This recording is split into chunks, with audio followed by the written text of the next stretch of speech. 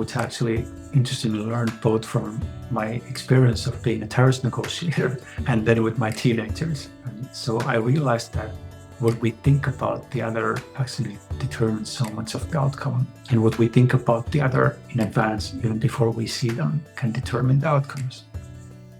I'm your host, Eileen Boris, and I'd like to welcome you to Political Forgiveness Voices of Peace, a podcast of hope, where forgiveness and political forgiveness intersect to create a better world. In thinking about how I was going to introduce my guest, Antti Pentikäinen, I kept thinking about the story I read in his forthcoming book, How Nations Heal. Antti spoke about how he used to carry Martin Luther King's autobiography with him on his trips to numerous war zones. In his backpack, there was little space for additional items. The larger spaces had to be reserved for essential security, first aid, and other life essential items, including a combat medic first aid kit, which Antti had to use regularly. Tourniquets had to be in pockets, so they would always be available when needed. While the most frequent reasons for injury were traffic accidents, bullet wounds, and shrapnel, in Antti's backpack there was a bulletproof vest, and hidden was an additional plate to block larger bullets. Other items included a pump to clean the water, a mosquito net, fire alarm, and solar panels to charge devices, such as a satellite phone or GPS locator. All of this left a tiny space for clothing, sanitary items, and other essentials, which in Antti's case included the MLK autobiography. Although it took a third of his personal space, the book became essential for his mental sanity. After Antti got washed and washed his clothes with only a bucket of water, hanging them to dry so he would have something to wear in the morning, he crawled under the mosquito net, put his headlamp on, and opened his book. This is just a glimpse into the life of someone working in a war zone. This was Antti's life as a peace mediator for a quarter of a century. Antti decided to leave this kind of work, feeling compelled to understand more deeply what it truly meant to transform relationships and heal oneself. We are now fortunate to have Antti here in the United States, who serves as professor of practice at the Carter School at George Mason University and executive director of Mary Hoch Foundation and the Think Peace Learning and Support Hub. In less than 6 months of being at the center, Antti was asked to advise the United States on how to develop its own healing processes, becoming the lead at the United States Institute for Peace, where he was then asked to assist Congress and the Senate to draft legislation for the United States Truth, Racial Healing, and Transformation Commission. There's so much more I can say, and I just now want to welcome you, Antti. Thank you. It brought tears to my eyes because the moment you described, you mostly are there alone. I felt seen. Thank you for reading that. I just want to, first of all, thank you for that incredible work. I've done a little bit of work around the world, places like Afghanistan, Ethiopia. So I know a little bit of it, but not the sacrifices that you had to make. I wonder if you wouldn't mind telling us what inspired you to develop that passion and the commitment you have helping to heal societies. Yeah, I'll come to that, but I also want to say that the sacrifices we make are always smaller than the people who are living amidst the conflict, and they're paying often the ultimate price, fearing for the children, their parents, their spouses, if they will be surviving to the night. And so always with that awareness, I knew that I had to sacrifice was small, and it felt like a gift to do this work. Looking back, I would say that maybe two things comes to my mind. So I come from a family of theologians all the way from 1300s. And Oh my so goodness. the earliest ancestor I'm aware of, he was the head of the Franciscans 50 years after St. Franciscus and wrote the first biblical book about how Bibles would be interpreted based on the exegetic analysis. I have this burden of always relating to this, what's divine and how does it relate to our life and what's true and what's not. And that's the beautiful way It's a very challenging way to live because you always have to rethink and learn and relearn. But that's part of what shaped me. The second thing, it's interesting to say, and it took a while for me to realize, but coming from Finland, which is said to be the happiest country and one of the most peaceful, it was actually war that has defined my life and my family's life for 3 generations, maybe for a very long time. I always knew that my father's first memory of his father was the military boots. He was born into the Winter War, and it took 5-6 years for his father to fully come from the front line. When the war ended and the troops were dispatched, it took about 6 months for my grandfather to find home. And just thinking about the wife and the children not knowing what their husband or father was, like he probably was mentally so exhausted that he had to find some healing. And he did not have to go to war. He was a priest of a single parish, and so his job would have been to care for the home front, the corpses, the brothers and fathers sent back, and help the families to heal. But he felt like he had to achieve something that had happened. Just this idea of needing to sacrifice for something that's so valuable, that requires sacrifice, came from a lot of these Christian stories, the stories in Bible, how there is something that's so valuable that it deserves a sacrifice. That doesn't always leave you in a very good place, kind of protecting for your mental health, because it makes you push way and beyond. I know that there are so many people like this, like you. You know, when I hear the word sacrifice, I think about some of my own experiences going to areas of conflict. I think about how so many people are suffering and how I will eventually go home to a very comfortable place. The people I'm trying to help will always be where they are. It's an interesting way to think about things and to remember. I'm sure this is probably true with you too. When I do that work, I get so much more as a human being from helping these people. And they make me appreciate life so much more and have so much more gratitude. As hard as some of these assignments can be, I feel like they're, in a way, an incredible gift to me as well. Does that make sense? No, absolutely. Frankly, I've learned everything that I know from people who do this work from those communities, and I owe them everything in what I do now. The bonds that become created between the people in Western world try to give terms, and one of the terms is who is an insider and outsider.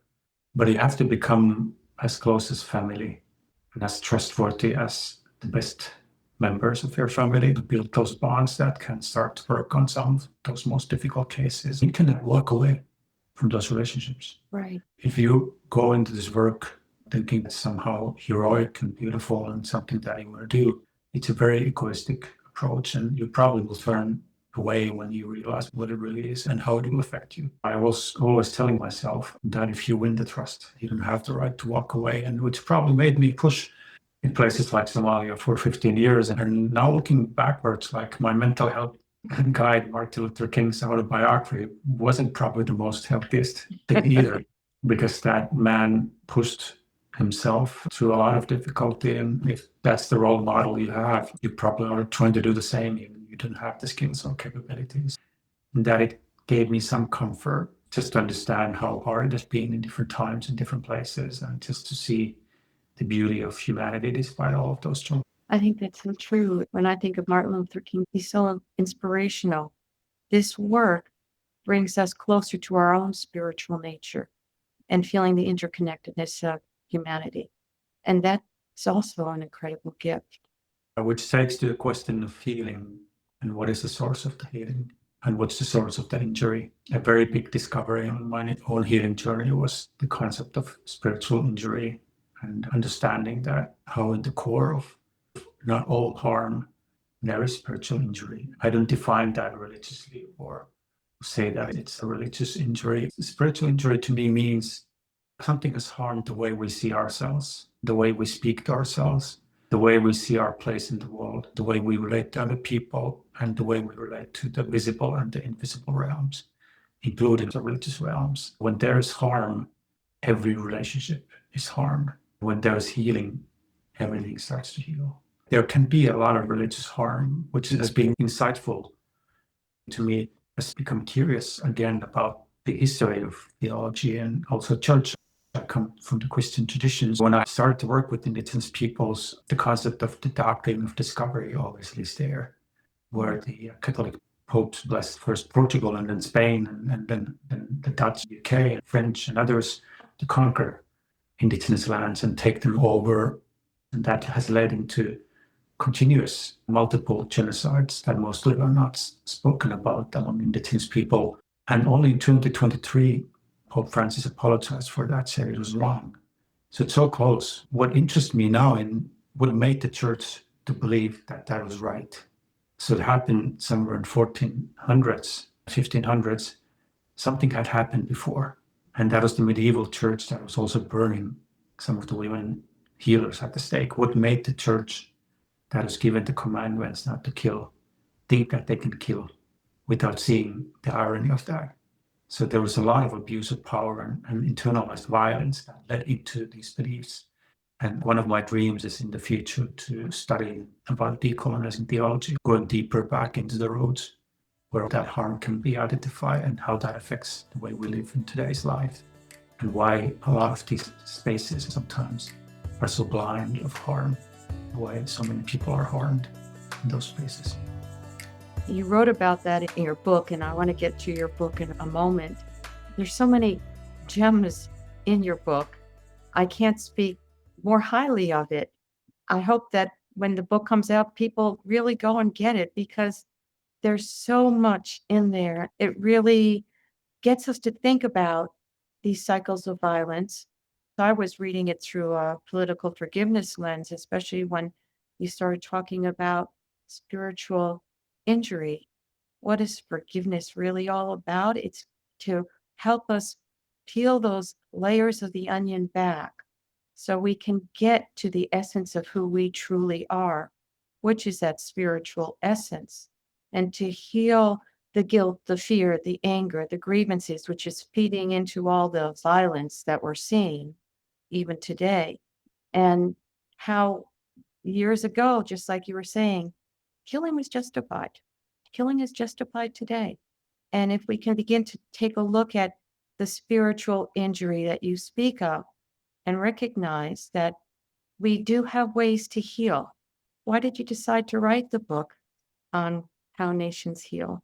Thank you so much. I think your work on political forgiveness is groundbreaking, and you're giving us a lot of tools to understand the concept of forgiveness in the context of political realities as a part of social peace, stable societies, our way of overcoming really hurtful things. Thank you for those efforts. I feel really grateful of having the chance to be in the United States at this time, which is also a time of a lot of pain for many people and society, and a lot of anxiety, worry, and concern about the political violence. How could I contribute? Like, if I'm here at this time, is there something that I had seen or done in my work that could be of value? I approach it with a lot of humility, but also with awareness that we are the ones who are alive this time, and we probably have to try to help to make sense of what's happening.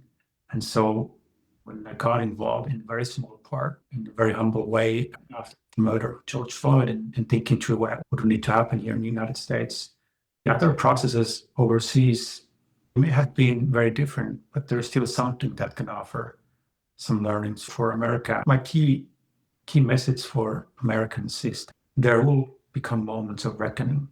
There will come those moments when you and we have to choose what we're going to do about these things.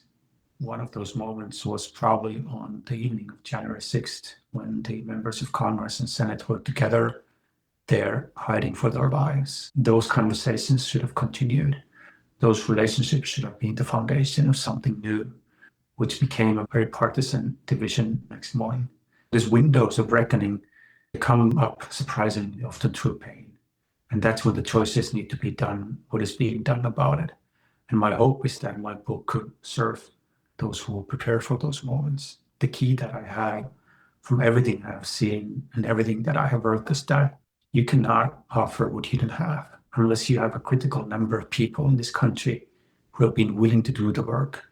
The country will never have the chance to heal. It is dependent on the individual's ability to go through the process. Once those people are around, and especially if they're in the positions of power and responsibility, then the broader social healing process becomes possible, which will always be very fragile, which will always be very incomplete and imperfect. But even to have a fragile process, you need individuals willing to face difficult questions and emotions and do a lot of difficult work. My wish is that this book, on its small part, could contribute into us preparing for those moments of reckoning.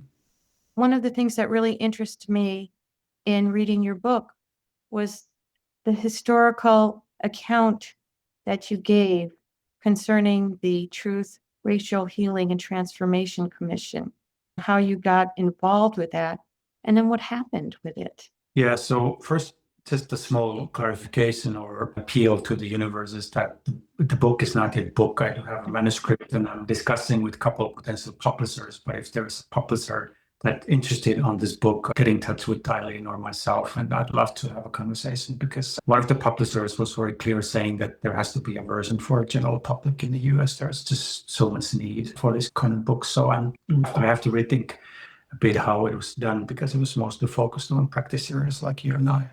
Coming back to the US Truth, Racial Healing and Transformation process, it's really been a gift from someone I really admire and respect, Dr. Gail Christopher, who had the opportunity as the vice president of the Kellogg Foundation to push forward a lot of community-wide, university-wide efforts. Her thinking was there was a couple of foundational elements. One is that US does and still has a lot of democratic institutions that are functioning. It has a lot of legislation. It has a lot of wealth. And so therefore, a process should be slightly different here than somewhere else.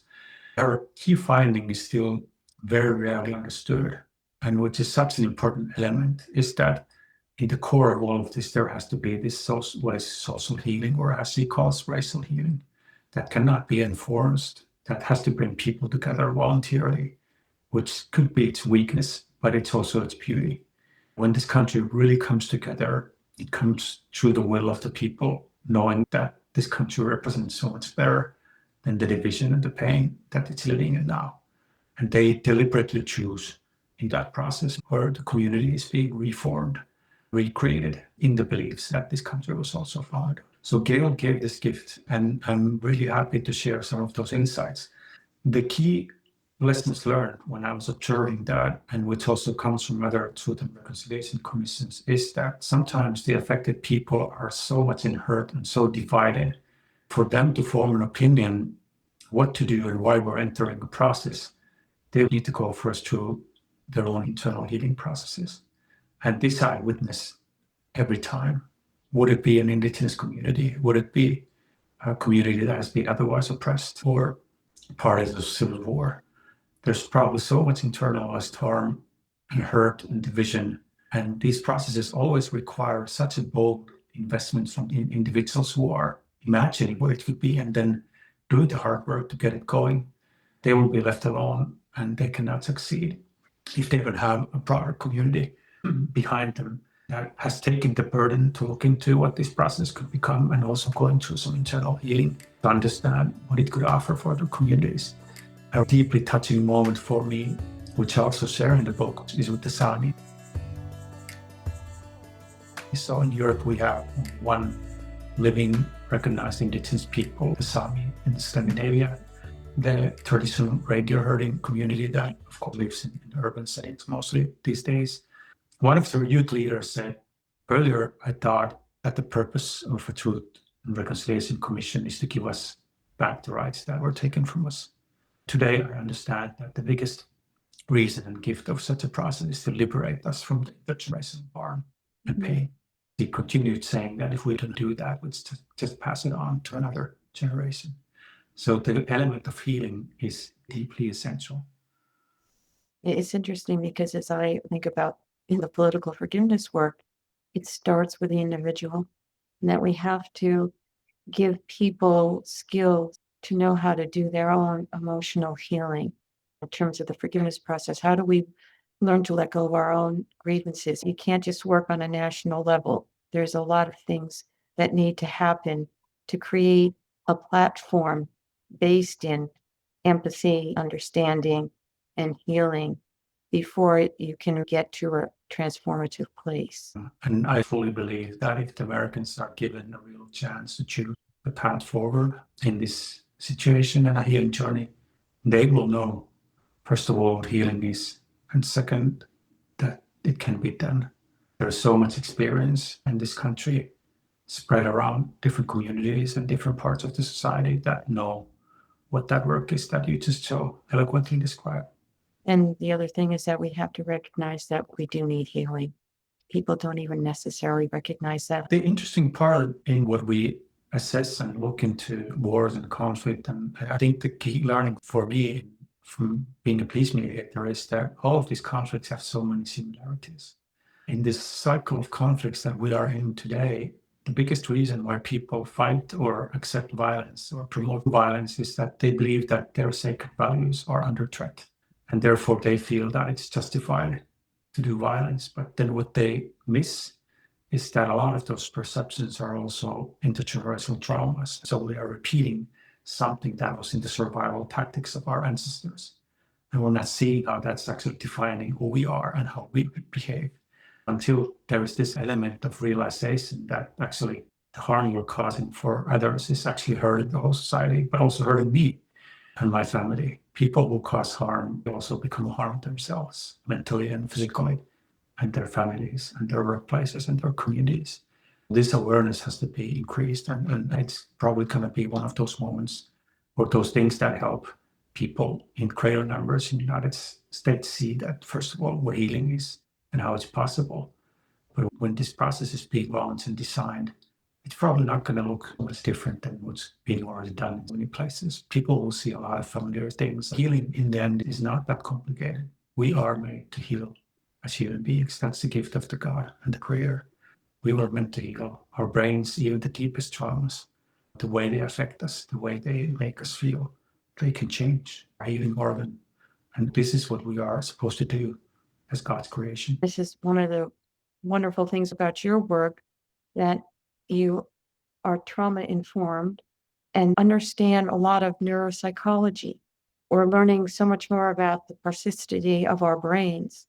And we also have a dear friend, Tim Phillips, who does a lot of this work, who's also been on a previous podcast about what happens when we actually learn to forgive. New neural pathways get created when we're able to forgive and let go of our anger, let go of our hatred, and feel the empathy and the understanding, which gets me to another question. Tell us a little bit about the Think Peace Hub and some of the other work you're doing. Thank you, Eileen. The institutions that I'm trusted to lead. And basically, I have had the gift to get to know the Hoch family. And so what I do is based on their legacy and an example they're providing us. And I would say normal American family. Of course, every family is different, but this is one example of the many beautiful things people in this country are doing. They have trusted me to carry the legacy of Mary, who accidentally died. She was a community member. She loved the people in her community, was always there when someone needed something, wanted to bridge the gaps between different sides. I think it illustrates the work of so many people, especially women. What we try to do at the Mary Hoch Center for Reconciliation and Think Peace, there's the academic side. Carter School is the oldest of conflict and peace studies schools, and its master's program and PhD programs are still ranked the best. I feel very fortunate having been given this opportunity to be in the best ranked school in the field and expand this research and teaching base of how transformation happens. I came out of the peace mediation world realizing that peace agreements fail. Something needs to be done differently. We have to do our own work. Relationships have to change for what we agree upon to become sustainable. We have done some research at the Mary Hoch Center at the Carter School. One of the outcomes is what we call recognition of insider reconcilers, people from every place and every part of the society who are reconcilers, who have this aspiration, who have the opportunity, who have the calling to do something for the divisions, whether they would be inside the family, church, school board, or a public office. And so the way they heal these relationships is often not through mediation. There's many different ways. Dinners, having social gatherings, singing, dancing, Like, we're just so inspired about art and reconciliation that we wanted to set up an art and reconciliation incubator, exploring these connections, how art actually rewires our brain quicker than a lot of information or debate. Just having this information and knowledge available once people do think what to do with their problems. Divisions is so giving, so beautiful.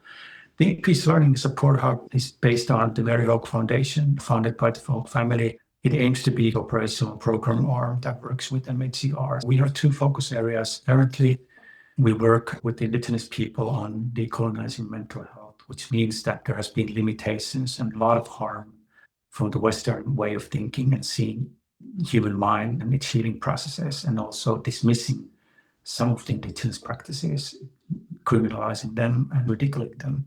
Think Peace and the Mary Hoch Foundation are working with Indigenous communities, looking into how their own traditions can become central in the social healing of their community from multi-generational harm. This is especially significant in two ways. One is that the Western mental health model has been fixated on individual therapy as healing in isolation in a confidential setup, sharing all the biggest wounds with the therapist. But if the whole community has been harmed, and even if you have been harmed individually, you heal in relationship with others. There's no way an Indigenous community or something that's been affected in a similar way can heal only in isolation. They have to heal collectively. And that's where the power of the ceremony comes. This could be viewed like the Sunday church or a religious ceremony that we do in other setups. That's something we're trying to empower with the communities to support those efforts happening in many places by so many actors. So that's very enlightening. The second element that we do, we work especially in the Horn of Africa, looking into post-conflict situations, how trauma healing should be integrated into peace building. That's something that's become a trend. We hope to link some of the neuroscience findings as well as the research we do with learning from the practitioners and with the practitioners on how they actually do it. So there's a healthy tension between people who come from the peace building practice and those who come from a clinical background, but both are needed in a debate to see what actually functions. We have focused on East Africa, but we also convene with the UN and EU Global Community Practice for Insider Mediators, where our focus and contribution has mainly been on the mental health side. It's all so fascinating what some of the projects are, like in Sierra Leone with Fumble Talk, which is also very community-based. How does the community heal after all their civil war, and what they do around creating a bond and the whole forgiveness process, and then what happens afterwards. How do we heal communities? And what can we learn from that for us in the United States? And of course, you touched upon something else that is one of my loves, which is art. For me, it's music. How do we use music for healing? The vibrations, the sounds, the community in making music. What does that do? There's so much beauty in all of the arts, the music, the art, the dance. And what does that do for our soul and for our healing? Is there something else that you would like to share that maybe we haven't touched upon? Well, I would just like to turn the attention to the listener and tell everybody how you matter. The struggles you have gone through can be so informative for us in this time. You are a healer needed in this time. You can be the insider reconciler of your family, your community, your local constituencies, and then together we can form the critical mass that believes that we can do so much better. I would just say that there are a couple of practical things that I could leave you with. One is that, which I actually interestingly learned both from my experience of being a terrorist negotiator and then with my teenagers. And so I realized that what we think about the other actually determines so much of the outcome. And what we think about the other in advance, even before we see them, can determine the outcomes.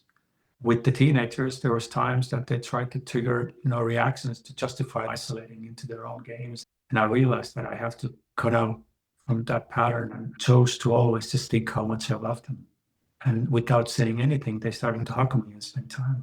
And the same, interestingly, was with those who have done some incredible harm on others.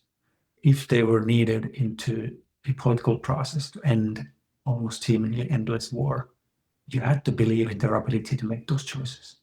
You have to believe in the dignity and the difficulty in those choices. And only after you believe in those can they become possible for themselves. And that's when you can discuss all the details, what it means to denounce terrorism, split from the groups, agree to be a political actor in space, and then go through this different process. So that's number one. The second is that pay attention to the energy you bring into the room. If you go there to force a change, just pay attention about the response that you are getting. But instead, if you can be the change, you bring different kind of energy. Like when our brains is in stress, our hearing changes, our seeing changes. We don't see the human expressions. We don't hear the human tones and differentiate emotions. We're focused on threat. But when we feel safe, we suddenly start to see different things in different light. And what's really significant for me, Eileen, in the US today is that ultimately you can only transform something if you love that. Only love has the ability to sew together both the failings and the beauty in every human being in every situation, and also bring the courage to see in her ability to transform, which is sometimes so difficult. So love is ultimate power, and that's also what I hope to carry and reveal, and I hope be held accountable that what I write and hopefully publish through my book is with the intent of love, because only true love we can truly help something to transform. This brings me back to my hospice work when I was working with people near death. It didn't matter who these people were. They could be the most pious spiritual woman. It could have been somebody who committed a murder, a drug addict, or somebody who committed a horrific crime. The message was always the same. The real purpose why we are here on earth is to learn how to love and to be loved. Those that had love in their lives and were able to extend love to others, when it came their time to leave this earth, they were able to leave with a sense of fulfillment in their hearts and peace. That's why I got so motivated to teach forgiveness. Ultimately, when people work at forgiveness, not just at the pragmatic level of learning how to let go of anger and grievances, but at a deeper level that transform their thinking, they finally get to a place of really understanding what love is. Thank you so much, Antti, for the work you're doing around the world. I really appreciate the depth of understanding, wisdom, care, and love that you brought to this conversation. Thank you, Eileen. And frankly, it's a dedication we all have to make every day. It doesn't always come automatically, but thank you for your very kind words. How can people get in touch with you? The Mary Hoch Center for Reconciliation at George Mason University has its own website, and the Think Peace Hub, as well as the Mary Hoch Foundation. And anybody out there who might know of an agent or a publisher that can help Antti get his book out into the world, please either let me know or let Antti know. That would be really appreciated. Thank you for joining us in listening to Political Forgiveness, Voices of Peace, where I hope you were inspired by the work of forgiveness in creating social change. If you know of anyone who would find this episode helpful, please share it. For more information on political forgiveness, please visit my website, drboris.com, where you can find all the resources mentioned in the podcast, as well as sign up for the newsletter with the latest information on political forgiveness.